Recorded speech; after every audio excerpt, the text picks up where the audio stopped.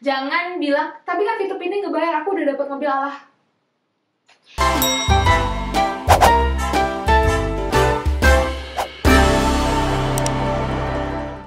Halo semuanya, apa kabar kamu hari ini? Aku harap kamu dalam keadaan yang sehat ya. Aku tahu banyak dari kamu yang nanyain soal aplikasi VTube denganku. Kali ini aku bakal mereview aplikasi VTube ini baik dari sisi bisnis, legalitas perusahaan, dan juga bukti kalau aku tuh udah pernah mengunjungi langsung ke kantor perusahaannya untuk tahu lebih lanjut tentang VTube. Aku yakin kok para penontonku orangnya pintar-pintar, kalian adalah orang yang pintar dalam memilih bisnis, dan aku yakin kalian bisa berdiskusi dengan sehat tanpa harus menyakiti orang yang kalian diskusikan. Nah, aplikasi VTube ini merupakan aplikasi penghasil uang yang kalian bisa mendapatkan uang dari menonton iklan. Dan aplikasi VTube sendiri itu bisa di-download melalui Google Play Store. Pada saat kalian melakukan pendaftaran, kalian akan diminta KTP. Padahal aku udah sering bahas kan, kalau kalian mau memberikan suatu data, itu minimal seminimal-minimalnya, itu websitenya harus jelas, aplikasinya harus jelas, kalian harus tahu aplikasi itu dibuat dari siapa, sehingga ketika data kalian disalahgunakan, kalian bisa melaporkan karena ada bukti sehingga pihak polisi itu bisa langsung ke kantornya, kayak gitu. Tapi aku serahkan lagi ke kalian ya, soalnya sorry to say, legalitas dan kantornya juga nggak jelas. Aku akan bahas mulai dari legalitasnya dulu ya. Sebagai suatu bisnis, sudah keharusan untuk mempunyai legalitas yang jelas. Pastiin dulu perusahaannya nih jelas, ada nggak? Terus kalau ada, adanya di mana? Nah, jadi VTube ini mengklaim kalau mereka punya izin penyelenggara sistem elektronik atau izin PSE. Kalau kalian nanya legalitas VTube dari Kominfo, pasti mereka akan ngasih ini. Cuman izin itu udah dicabut. Kalau kalian masuk ke website mereka yang ini, nah nanti kalian klik tuh, itu bakal keluar error 404 alias izinnya itu udah dicabut. Kenapa dicabut? Karena Kominfo itu udah dapet info dari OJK kalau aplikasi ini termasuk dalam entitas ilegal OJK per 3 Juli 2020. Tapi Kak, itu kan bukannya info lama ya, bukannya sekarang udah nggak lagi masuk. Nah, OJK sekali mereka mengeluarkan bukti kalau suatu entitas ini ilegal, mereka nggak akan mengeluarkan 2 kali, teman-teman. Nah, kalau kalian mau cross-check lebih lanjut, kalian bisa hubungi SWI di nomor 157. Atau ini adalah bukti percakapan aku dengan orang SWI OJK. Selamat datang di layanan konsumen Otoritas Jasa Keuangan. Apa yang ditanyakan Ibu Nabila? Pak, saya ingin bertanya tentang VTube. Kan kalau saya nggak salah dari bulan Juli itu udah ada apa sih masuk ke daftar entitas ilegal yang udah dikeluarkan oleh OJK kan. Nah, ya di sini diinformasikan untuk VTube sendiri termasuk memang dalam entitas yang dihentikan kegiatan usahanya oleh Satgas Waspada Investasi. Dan pada tanggal 7 Juli kemarin ini tetap tidak dinormalisasi Bu, karena memang kegiatannya pertama tidak ada izin usaha yang sesuai. Nah, untuk sampai dengan saat ini pun VTube sendiri belum memiliki izin usaha, belum melakukan pengurusan izin usaha. Jadi tidak akan dilakukan normalisasi terkecuali mereka sudah mengurus untuk izin usaha yang seharusnya, maka biasanya nanti akan ada siaran pers yang dikeluarkan oleh Satgas Waspada Investasi terkait dari normalisasi itu sendiri. Jadi memang sampai dengan saat ini VTube sendiri atau PT ViewTech tetap diblokir situs dan aplikasinya serta dihentikan untuk kegiatan usahanya. Masih bisa diakses aplikasinya ya? Untuk pengaksesan sendiri di sini memang seperti yang diinformasikan sebelumnya Bu, yang namanya berinvestasi ilegal pasti menggunakan segala cara untuk menghindari sanksi ataupun hal lain sebagainya. Jika misalkan ada konsumen yang tetap ingin menggunakan, itu merupakan kewenangan konsumennya sendiri, tetapi jika terjadi kerugian ataupun hal lain sebagainya, itu bukan merupakan kewenangan dari OJK ataupun pihak lain yang berwajib. Oh, berarti sampai saat ini VTube itu masih belum legal ya Pak? Ya, terinformasikan masih ilegal Bu. Jika memang masih beroperasi, ya itu menjadi resiko dari penggunanya sendiri jika misalnya memang nanti ada kerugian ataupun hal lain sebagainya yang disebabkan oleh VTube-nya itu sendiri. Jadi poin pertama dari OJK ini udah termasuk entitas ilegal dan masih berlaku, dan ini izinnya juga udah dicabut dari Kominfo. Yang kedua, VTube ini juga punya izin usaha. VTube ini termasuk dalam kegiatan teknologi informasi dan jasa komputer. di 62090 KBLI-nya ya. Nomor KBLI 62090 ini diklasifikasikan sebagai tempat servis komputer, instalasi personal komputer, dan instalasi perangkat lunak. Sedangkan yang kita tahu, aplikasi VTube ini kan merupakan aplikasi social advertising kan katanya. Maka seharusnya VTube nggak mendaftarkan dengan 62090, melainkan mereka mendaftarkan dengan 73100. Kenapa? Karena kelompok ini itu mencakup usaha berbagai jasa periklanan, meliputi jasa bantuan penasihat, kreatif, produksi bahan periklanan. Jadi kalau emang VTube ini merupakan aplikasi advertising, maka mereka akan memasukkan ke 73100. Poin yang kedua yang kita bisa tarik adalah mereka punya surat izin usaha, tapi KBLI-nya itu nggak sesuai dengan bisnis yang dijalankan. Yang ketiga, aku sendiri pun udah pernah ke kantornya loh. Aku membuktikan, benar gak sih kalau VTube ini ada di gedung Kinanti? Bener gak sih kalau VTube ini ada di gedung Kinanti Building lantai 2? Nah, ini aku udah sampai di Kinanti Building. Kita langsung masuk aja. Soalnya, kalau kalian masuk ke Google Play Store, terus kalian lihat tuh, di bawah itu kan bakal dituliskan kalau alamat VTube itu di mana. Nah, aku ke sana, ya kan? Dan video perjalanan aku ke sana, aku taruh di akhir video ya. Ini adalah kesimpulannya aja. Yang pertama, VTube ini menyewa virtual office aja, alias mereka hanya menyewa alamatnya aja. Yang kedua, karena itu bersifat virtual office nih, itu nggak ada karyawan yang kerja di sana. Dan kalian bisa langsung cross-check, datang langsung ke gedung Kinanti, tanyakan tentang VTube ya. Karena mereka sendiri itu nggak tahu menahu tentang VTube. Jadi bisa kita simpulkan kalau VTube ini udah nggak update lagi tentang kantornya di mana. Dan seharusnya alamat kantor yang ada di Google Play Store itu diperbaharui gitu kan. Karena kan kontraknya udah selesai gitu. Oh iya, website resmi mereka itu juga udah diblokir sama Kominfo. Dan itu masuk ke internet positif ya. Kalau kalian pakai Telkomsel terus kalian buka, itu masuk ke internet positif. Artinya apa? Kominfo udah kasih warning tentang websitenya. Tapi kak, kalau aplikasinya emang ilegal, kenapa mereka masih ada di Play Store? Jadi, pemerintah kan udah ngasih himbauan resmi tuh melalui yang daftar entitas tadi sama udah diblokir. Kalau kalian masih menggunakan aplikasi VTube, maka semua resiko itu akan kalian tanggung sendiri. Karena mereka kan meminta data pribadi seperti KTP dan nomor bank kan.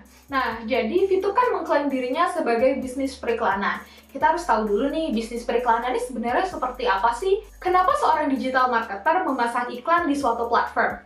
Tentu aja dia pengen ada konversi kan, supaya produknya dibeli. Di Instagram, di YouTube, di Facebook, semuanya itu belajar yang namanya customer behavior. Dan biar suatu iklan ini benar-benar ditonton orang-orang yang potensial untuk membeli. Nah, masalahnya, apakah A ini pengen iklannya itu diklik dan ditonton orang? Iyalah, dia pengen lah iklannya ditonton dan diklik. Cuman, A pasti nggak mau iklannya ditonton dengan orang-orang suruhan. Kenapa? Karena konversi pembeliannya itu kecil. Nah, ini contoh deskripsi dan penelitian yang menarik sebenarnya. Jadi kalian bisa hitung ini seberapa tinggi konversi dari setiap iklan yang ditonton itu sehingga terjadi pembelian. Nah, itu bisa banget jadi deskripsi. Nah, si A itu pengen iklannya diklik dan ditonton oleh pembeli yang potensial. Jadi, tentu aja ada targeting audience, di mana iklan itu disebarkan berdasarkan sesuai dengan demografi dan juga market pasaran dari produk. Tapi kak, kalau di TV itu disiarkan ke semua orang? Enggak, kalian salah besar. Di TV, itu bedanya adalah di jam penayangannya. Kalau kalian perhatikan, itu iklan yang tayang di pagi hari dan di sore hari itu berbeda. Itu kenapa? Karena behavior orang tuh berbeda. Sedangkan kalau di aplikasi VTube, itu semua iklan itu kan disebarkan kayak gitu. Coba kalian aja sekitar 3-7 orang, terus bikin table, terus kalian isi tuh. Kalian ngeliat iklan apa aja dari table tersebut, dan kalau sama, berarti ada kemungkinan besar VTube ini nggak melakukan segmentasi pasar. Jadi, poin yang keempat, seorang digital marketer atau yang masang iklan, itu mungkin harus berpikir ribuan kali gitu buat pasang iklan di sana. Kok banyak sih iklan-iklan dari perusahaan terkenal yang ada di VTube? Nah, kalau emang banyak perusahaan ternama yang pakai aplikasi VTube buat mengiklankan, kok tidak disebarluaskan secara masif gimana cara memasang iklan? Dan kenapa nggak dipakai sama digital advertiser ternama gitu? Nah, ini ada beberapa bukti juga dari teman-teman masyarakat anti Ponzi yang mereka ngechat langsung nih ke perusahaan-perusahaannya. Dan beberapa dari perusahaan itu nyaut gitu kan, kalau mereka tuh nggak pernah pasang di aplikasi tersebut gitu. Nah, ini bisa kalian jadikan eksperimen lagi. Kalau kalian mau, kalian bisa chat sendiri, tanyakan ke beberapa perusahaan ini, terus komen di bawah. Aku bakal tulisin di kertas ya, gimana cara bisnisnya itu bekerja. Ya, jadi kita akan bahas sama-sama ya. Jadi gampangnya, kata-kata menonton iklan dibayar dolar itu agak misleading karena dari iklan kan kalian disuruh nonton tuh, nanti kalian akan mengumpulkan VP. Nah, setelah VP dikumpulkan, nanti kalian akan mendapatkan uang dari hasil penjualan, alias kalian baru mendapatkan uang setelah VP kalian terjual. Nah, dan ada beberapa cara untuk mendapatkan VP. Yang pertama itu ada personal, dan yang kedua itu ada dari referral. Makanya kalau kalian sering ngeliat kayak go diamond gitu. Nah, itu adalah berapa banyak orang yang udah mereka daftarkan ke VTube. Untuk yang personal, ini dari menonton iklan, dan referral ya kalian mencari downline gitu. Apa peran perusahaan dalam aplikasi VTube, Kak? Jadi kalau aku lihat, perusahaan itu kayak broker, dimana kamu sebagai produsen VP itu akan dijembatani oleh perusahaan untuk menjual VP kamu gitu kan ke orang-orang yang membutuhkan VP. Nah, VP ini digunakan untuk apa sih? VP ini akan digunakan untuk perpanjang akun sama akan dijual gitu kan. Dan VP ini bisa dibeli ke semua orang ya. Aku kurang menjelaskan waktu video aku di TikTok. Jadi aku kurang menambahkan kalau VP ini bisa dibeli ke semua orang. Cuman aku mengakui kok kalau aku salah. Aku gentleman soalnya. Tapi namanya suatu bisnis pasti punya skenario terburuknya juga kan. Kita coba ya. Jadi misalkan semua member VTube itu udah diaman gitu kan. Dan mereka kan memproduksi VP, produksi. Dan juga karena banyaknya supply, maka demand atau permintaan pasaran itu bakal turun gitu kan. Karena mereka memproduksi VP buat apa kalau semua member VTube itu udah diaman? Pasti mereka menjual VP tersebut. Nah, karena udah nggak ada yang mau beli, maka mereka harus apa? Ya, mereka harus mendapatkan member baru untuk membeli VP tersebut gitu kan. Nah, mungkin segitu dulu penjelasan aku. Aku udah menjelaskan banyak banget gitu kan. Mulai dari legalitas perusahaannya, terus juga gimana skema bisnis dari VTube ini, terus juga apa resiko dari data kalian, dan juga kantor perusahaannya. Dan peran aku di sini adalah sebagai reviewer aplikasi. Dan aku nggak akan takut mengumumkan pendapat aku karena apa yang aku bilang itu benar. Nah, kalau banyak yang bilang bisnis VTube ini halal, aku bakal taruh link. Ini dari NU, dia ngebahas tentang VTube. Ini website resmi NU ya, NU Online. Nah, dan aku udah yakin juga aku bakal banyak menerima hujatan. Tapi kalau kalian pengen menghujat aku, tolong gunakan kata-kata yang baik ya, dan juga sertakan validasi data. Jangan bilang, tapi kan VTube ini ngebayar, aku udah dapat mobil, alah. And ya, segitu dulu video dari aku. Kalau kalian suka, tinggalkan like. Tapi kalau kalian nggak suka, nggak apa-apa, dislike aja. Jangan lupa subscribe channel aku kalau kalian belum subscribe buat dapetin info aplikasi penghasil uang lainnya. And I'll see you in my next video ya teman-teman. Dadah!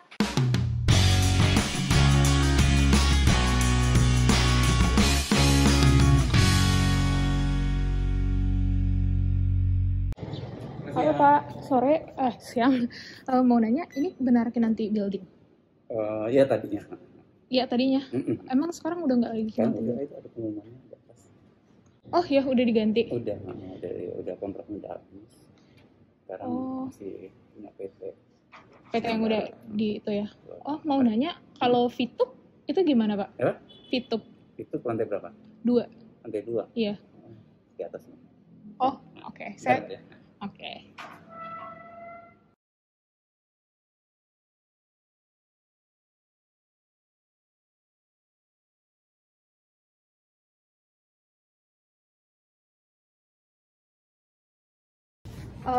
Mbak, mau nanya, VTube itu masih di sini nggak?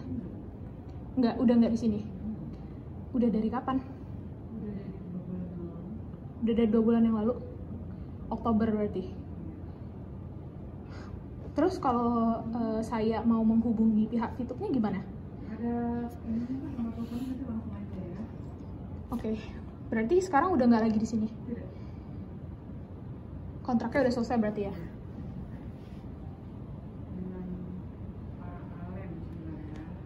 Kalau di sini tuh sistem kantornya gimana?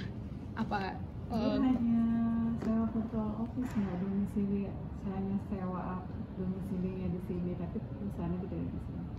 Oh, hanya sewa domisilinya aja. Iya, virtual office. Mereka keberadaannya tidak ada di Indonesia. Oh iya. Oh, nggak ada di Indonesia. Iya. Oh, terus yang nomor yang Mbak kasih tadi itu orang luar itu? Apanya? Yang nomor yang tadi? Ini pegawainya Oh, pegawai VTube-nya Iya. yang di Indonesia. yang di sana. Oh, jadi bukan asli Indonesia. Dia emang orang bukan warga negara Indonesia.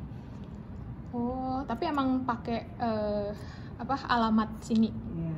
gitu buat. Heeh.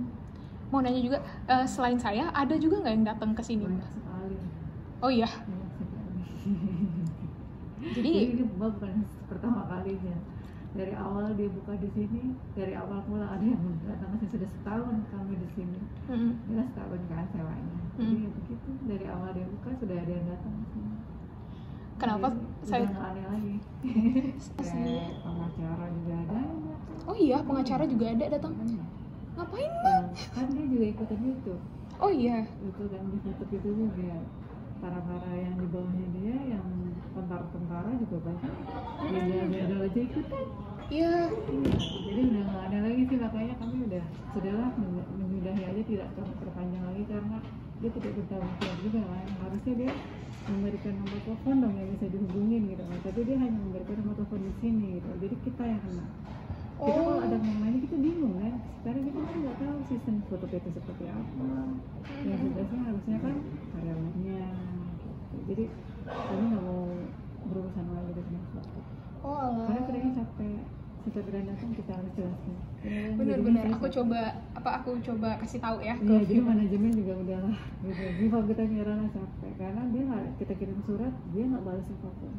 Oh, mereka juga nggak balas apapun. Udah, makanya kita minta tanggung jawabnya dong, siapa kek ada nomor teleponnya yang bisa dihubungin di emailnya dia gitu kan. Dia kan nggak menyantumkan nomor telepon dia menyantumkan nomor telepon sini. Bener. Soalnya jadi kesini semua. Bener. Jadi kita capek juga, manajemen juga capek mah jawabinnya mulu kan. Dari kita diserang dari email, diserang dari yang pada datang bukan satu loh mbak, dia satu ini tuh ada 10 orang langsung. Oh iya, 10 orang gitu. Makanya dari awal kita kalau capek kan ngurusin kayak gini, tapi akhirnya kita minta pertanggung jawabannya, atau walaupun dia nggak respon. Ini gimana gitu, harusnya kan dia menaruh seseorang di sini gitu kan, sewa ke ruangan atau apa gitu kan. Jadi bukan jangan kita yang jawab, kita kan nggak tahu, hanya sewa di sini gitu. Jadi orang nanya tutup itu apa sih, saya nggak tahu. Soalnya nggak ada apa di sini. Oh jadi kalau benerin aku kalau aku salah ya mbak. Jadi kalau di sini tuh sewanya tuh ada yang cuman sewa virtual office-nya, ada yang bisa sewa tempatnya gitu. Ya, jadi ada karyawannya gitu. Tapi kalau ini sewa virtualnya iya, aja. karyawannya nggak ada. Jadi setiap orang datang mau ngomong kita yang jawab. Ya benar. Ya kan tanggung jawabnya gimana Pak? Biasanya kita nggak tahu tanggung jawabnya. Kita nanya ini bener apa enggak, kita juga nggak tahu. Gitu. Nah, kalau mau ya hubungi aja langsung. Makanya saya cuma dikasih dari notarisnya orang Indonesia. Dan dia juga udah capek ditanya-tanya kan. Makanya notarisnya itu juga langsung, Mbak ini aja deh Mbak, ini karyawan ininya tutupnya langsung orang Malaysia. Dia juga ngomongnya juga bahasa Inggris gitu kan. Buat Melayunya nggak gitu fasih.